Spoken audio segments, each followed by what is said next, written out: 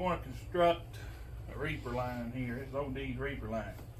Some of this stuff I've got pre-cut and stuff, so it saves a little bit of time. So I got a piece of paracord.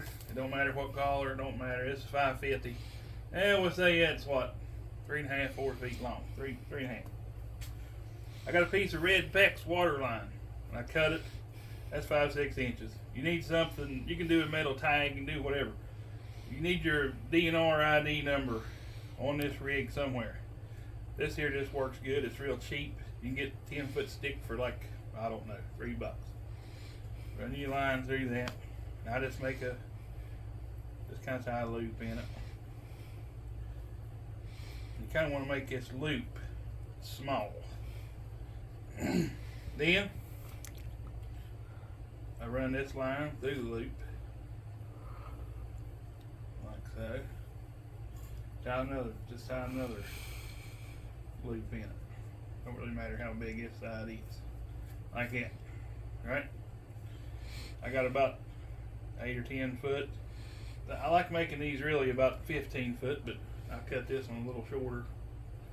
I've already got a hook on it. That's a 12-aught circle hook, Gamakatsu. This is 115-pound trout line. It's actually like concrete staging line, whatever. And I just tie a big loop in it, run everything through it. It's just making just like a loop knot. Just run her down there, and that never go anywhere. That's the same way I tied the circle hook on there too. You don't have to do no fancy knots and all that junk. Alright? Now, this loop right here, that's for your limb, right? But unless your limb's broke off already or whatever, you can't really just hook it up on there. So I leave that circle like that. Now bring this, your bait hook up over the limb and then through this loop, right? So then when this all cinches down on your limb, it'll come through there and stay tight like that. And then the more he pulls, the more it's going to tighten up on it. Some people put a swivel and a weight on this. You can, that's completely optional. Then when you're done, you don't have to cut all this stuff off. You just come back through if you're done for the day, and just pull that back through there.